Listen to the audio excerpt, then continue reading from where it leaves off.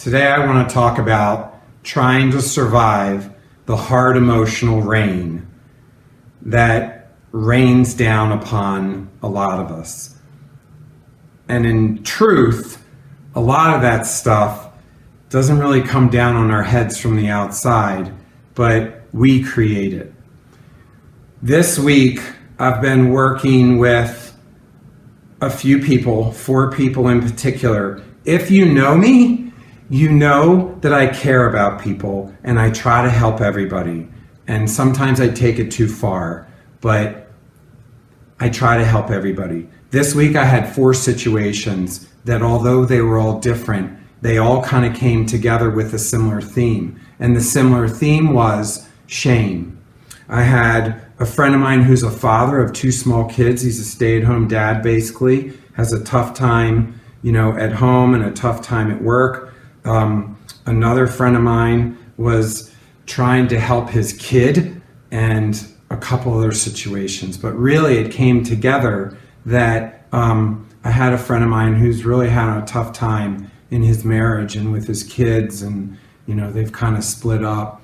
And he suggested to me that I talk tonight about shame because he's having a hard time working through that, and he would like a little advice. And I think it's kind of a common theme that we'll talk about. So shame, right?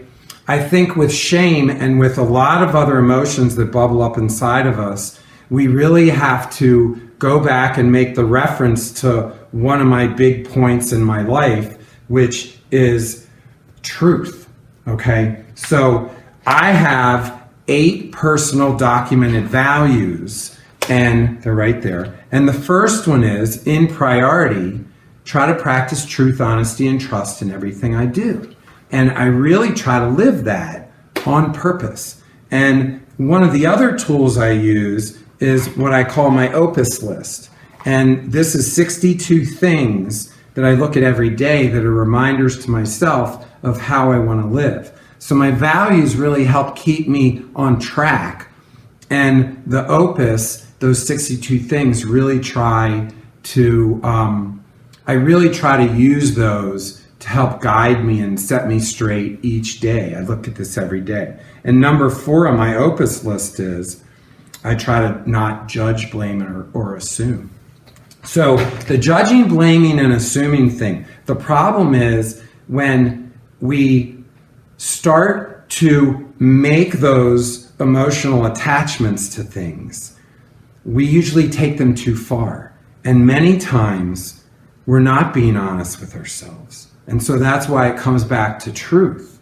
That we say, oh, I'm a horrible father, I'm a horrible husband, I'm a horrible person, I'm not a good employee, I'm not a good boss. That's not always the truth. And a lot of times we'll deal in absolutes and say, you always do this, or you never do that. And that's not truth either. And so we take that judging, blaming, and assuming, and we turn it back on ourselves, and we get stuck. So my friend, the father, he's like, my kid told me the other day that I yell at him all the time. And this guy called me and just practically in tears. And so we talked through a couple things. We went back and forth with his son, and what his son would kind of, hold on to or not. I think he's 7. And I said, you know what, dude? Deal with reality.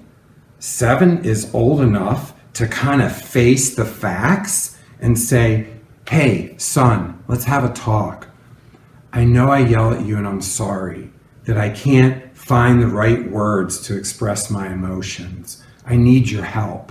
Let's figure out a routine or a process. And I think they're going to do kind of like a little report card where the son is going to give the dad feedback. But it was kind of just opening things up and being honest to the fact that I know I yell sometimes and I'm sorry. I'm sorry for yelling, but sometimes I can't control my own emotions. And then the other friend of mine who's in a tough spot with his marriage, the fact is that we need to own what we're up against. And we need to own the things that we do right or we do wrong, and we need to face them and be honest with everyone. And it starts with being honest with ourselves.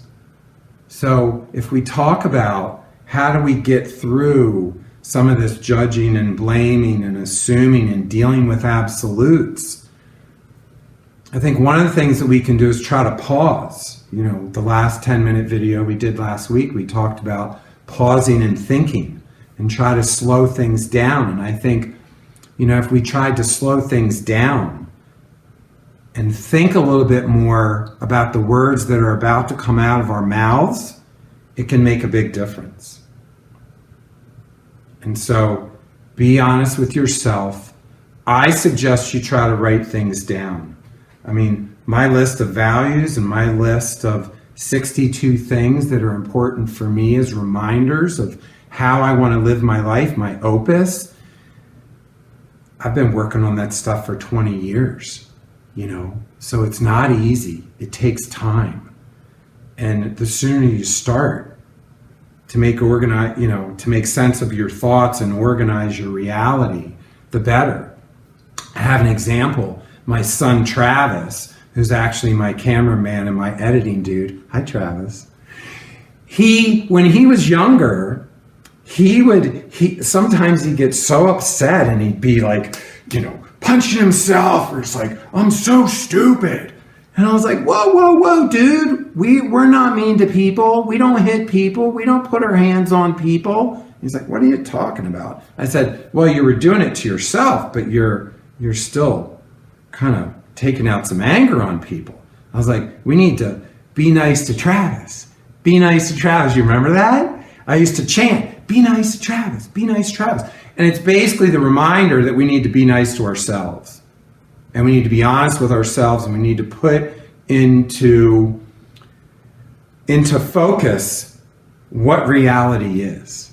Okay? So if we talk about being nice to ourselves, try not to judge, blame, or assume others, then I think we can live without as much pressure and stress.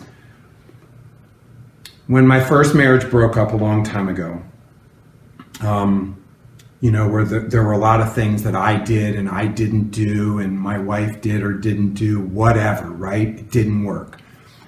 And I was carrying a lot of resentment. And I was very upset with her.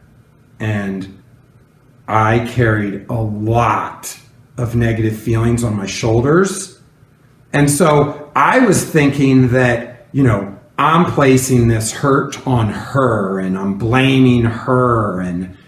And it was just vicious, because one time I was downtown and I was there with my kids, and we were downtown. I live in Madison, Wisconsin. And a homeless guy came up.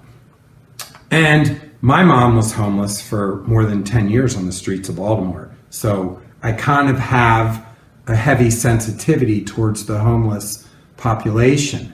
And I helped to start a nonprofit which serves children that are experiencing homelessness as early as young as 6 weeks old. So I'm kind of tuned into some of that. Anyway, my kids are next to me. We stop. The guy's asking me for money, and we just didn't have a simple, do you have money? I talked to the guy, right? And we had a conversation, and we weren't exactly talking about how did he get here, but we were just talking about more general things. And we had a great conversation.